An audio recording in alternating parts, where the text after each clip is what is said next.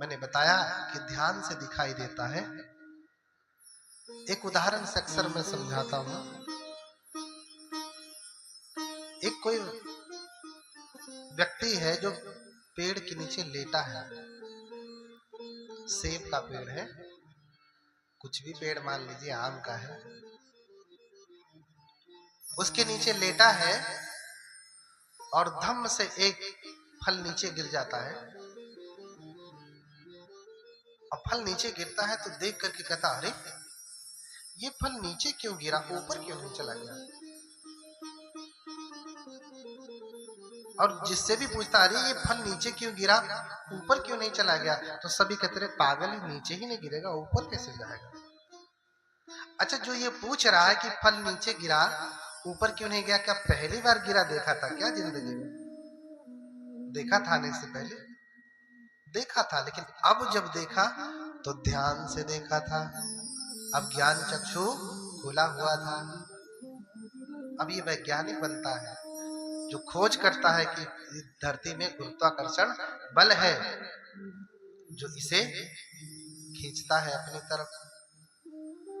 एक और व्यक्ति है जिसकी माँ चावल पका रही है, भात बना रही। आप भी तो भात बनाते हैं। उनका बेटा देख रहा है कि माँ भात बना रही है, तो पानी में चावल पकाया जाता है। भाप बन रही है और भाप की वजह से जो ढक्कन रखा ऊपर बार बार ऐसे उठ जा रहा है। अरे, भाप में इतनी शक्ति होती है कि ढक्कन उठ जाता है? इससे पहले क्या ढक्कन उठते हुए नहीं देखा? या आप नहीं देखते? देख रहे हैं ना? काहे नहीं कोई वैज्ञानिक बन जाते? हाँ, आप रोज भी बूढ़ा बीमार मृत देखते हैं, बन जाइए ना बुद्ध। जिसमें बुद्ध बीज होता है वही बुद्ध बनता है। जिसमें वो मेधा होती है ना, उसी का ज्ञान चक्षु खुलता है और वो वैज्ञानिक बनता है। सभी नहीं बन पाते। इस बात का उत्तर आचार्य नागार्जुन बड़े अच्छे तरीके से देते हैं। इस बात को ध्यान से सुनिएगा। क्या कहते हैं वो?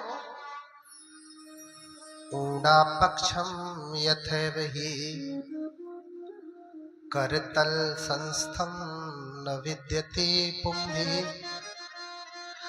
अक्षिगतम तु तदैव हि जनयत रतिं च पीड़ा।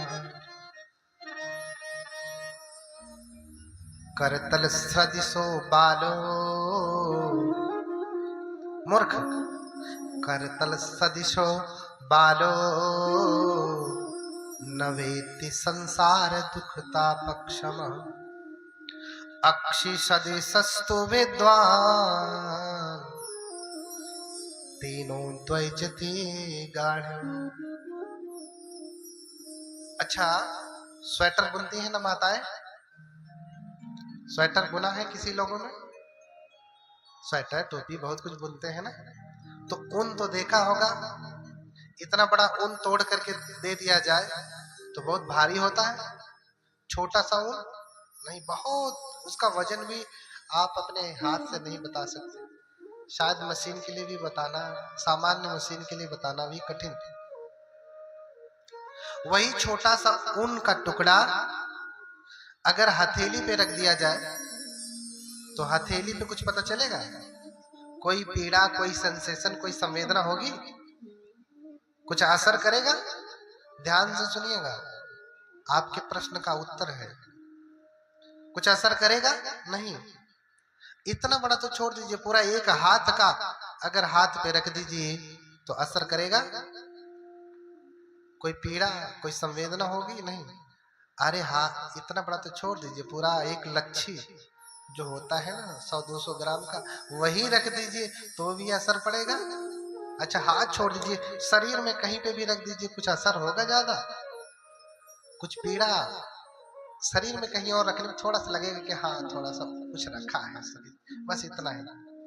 जैसे आप कथा सुनते हैं या आप मरने में कभी कहीं जाते हैं कोई मर गया, अरे एक दिन मैं भी मर जाऊंगा, एवं धम्मो मम कायो, क्या है मैं दिन भर मोबाइल चलाता रहता हूँ, ये वो करता रहता हूँ, देखो एक दिन मेरी भी यही गति हो जाएगी, हाँ मैं भी मर जाऊंगा, अब से ये सब नहीं करूंगा, अब से मैं पूजा पाठ ध्यान साधना करूंगा। वो कब तक? जब तक है वो शमशान में तब तक। घर में आया तो फिर वही टीवी, फिर वही बाल बच्चे, उतने तक असर करता है। तो जैसे उनका छोटा टुकड़ा, हाँ, कहाँ रख दिया जाए? करतल संस्थम न विद्यते पुंभी, हाथ पे रख दिया तो कोई असर नहीं पड़ता, शरीर पे ही रख दिया तो कोई असर नहीं पड़ता, लेकिन वही छोटा सा टुकड़ा उनका, बहुत बड़ा नहीं, कहाँ डाल दिया जाए? अक्षिगतम तु तदैव ही, कहाँ डाल दिया जाए?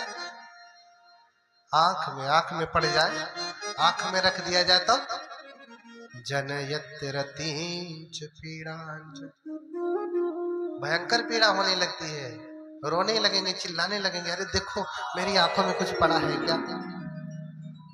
हा? और जब तक वो निकलेगा नहीं तब तक आंखों को आराम नहीं मिलता है।